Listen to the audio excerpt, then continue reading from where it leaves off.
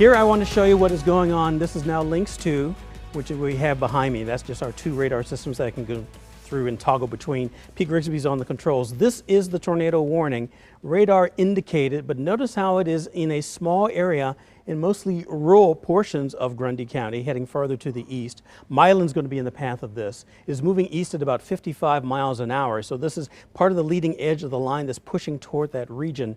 Otherwise, surrounding that, there's still a severe thunderstorm warning that goes down just to the west of Chillicothe, Gallatin as well. But the only tight rotation that we did see, not too far away from Princeton, but still moving to the east and northeast through rural portions of Grundy County. That is a tornado warning that stays in effect at least through the 9 o'clock hour, something we'll continue to watch and monitor. Going at 55 miles an hour, that's what it was said, and so these are some of the cities. Chula, again, at about 9:19, Purdon at 9:37, and heading toward Milan at 9:40, within the scope of that tornado warning out for Grundy County. But as you see here, it is pretty much over the northern portion and to the north of Trenton where that circulation is. So Trenton right now, the way this is moving, you're going to be all right.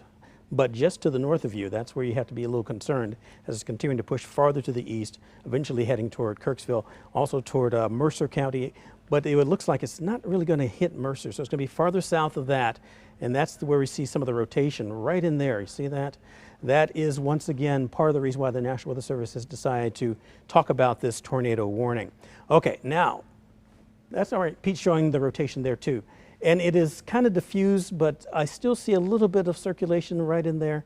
So this is just confident, or just talking about why the warning was issued in the first place. For rural portions of Grundy County going farther to the east, tornado warning, radar indicated, no confirmed touchdowns. And of course, this time of night, with it being so dark, it is kind of difficult for you to train your eyes to see that. You have to wait for the flashes of lightning, either power flashes or lightning itself, to kind of illuminate the sky itself. Okay, let's go back to our other computer system and try to go with the rest of the weathercast. We do have this line that's still moving back from St. Joseph back toward Holton and back building south of Manhattan right now. Lighter showers still to the east and southeast of that line, but once again, this whole area is under a severe thunderstorm watch. All the counties you see in blue until 3 in the morning, so we still have to worry about torrential rainfall and gusty winds. So whether it is an isolated couplet from a tornado that's showing up on radar, or a bow echo that's showing up from the line itself, pushing out what Nick Bender was talking about, we still have the threat of some severe weather in the form of some gusty winds. Here's if it holds together and still slides to the east and southeast at 30 miles an hour. Estimated times of arrival: Liberty North High School at about 9:42, Liberty High School itself at 9:49, Park University before our 10 o'clock newscast, same for Worlds of Fun, and Shawnee Mission Park, where we just had that live shot there. I'm hoping that this will not get down until the curtain is closed, something that we'll continue to watch and monitor as well. Here's a look at the big picture. We do have this severe thunderstorm watch staying in effect until the early morning hours of Friday, and then another severe thunderstorm watch, which is out to the west over the western portions of Kansas. So we still have several more rounds, and because the front is going to stall, we will probably see a repeat performance tomorrow, maybe even portions of Saturday, so the weekend does not look as dry as I once thought. Sorry to say.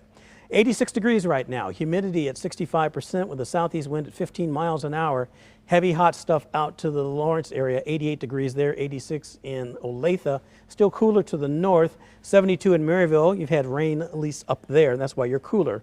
But 86 in Butler where the air has been untapped, 79 in Sedalia, 77 in Marshall. Once again, to show you that severe thunderstorm watch until 3, but it does include a good portion of the region, including the Kansas City metro, this time not including St. Joe, but moving farther south. And again, that tornado warning for rural portions of Grundy County going farther to the east. Here's a look at the big picture on First Alert clouds and radar. Notice how the clouds are starting to spill in. There was also a report from Starlight saying they could see distant lightning. It's because of this stuff that's now just to the south of St. Joe, so we can see it for miles, much like on the 4th of July when you see distant fireworks displays. Same thing, so it's not right on the back doorstep of Swope Park, but you can certainly see what's coming your way. Here's a look at that 12-hour forecast. Impact for the first portion of the day as the showers end. The temperature shoots up again to near 90 degrees. That sets the stage for another First Alert impact day. Severe weather risk toward the tail end by 5 to 7 at night. So here's a look at First Alert Future Scan for tonight to get us into tomorrow. As we started at 9:15, here's where we see that line that'll continue to push farther down. Estimated time of arrival in the metro between 10 and midnight or so, pushing farther to the east. And don't forget, Still some torrential rainfall a possibility. The watch for severe weather should be over by 3, but the thick of things with regard to heavy rain is still going to be out there. 8 o'clock it starts to wind down, but then look what happens a little after lunchtime. More showers and thunderstorms popping up. Another chance of strong thunderstorms with possible damaging winds and hail, something we're going to have to continue to watch and monitor because the front is stalled out. We really can't see a big change in our weather. Here's a look at the exclusive First Alert 9-day forecast. 75 to 91 degrees, flooding and a severe weather risk on Friday. Saturday, showers and thunderstorms, less so on Sunday with a high of 83. Rain chances, I still got to keep them in the forecast for Monday, Tuesday, and Wednesday. Temperatures staying in the lower 80s for highs, morning temperatures in the 60s. So once again, just to recap on our second computer system, just to go back to that tornado warning, rural portions of Grundy County up to the north of Trenton, you're in the clear. This thing is moving east at 55 miles an hour. So farmland and other areas, if you're here, definitely take cover for at least the next half hour or so. But notice now how they've issued a new severe thunderstorm warning farther to the east. So let's hope this thing does not organize and stay organized. So maybe it's just a radar indicated as opposed to an actual touchdown. If so, of course, we'll jump back with more information if needed. Right now, back to you.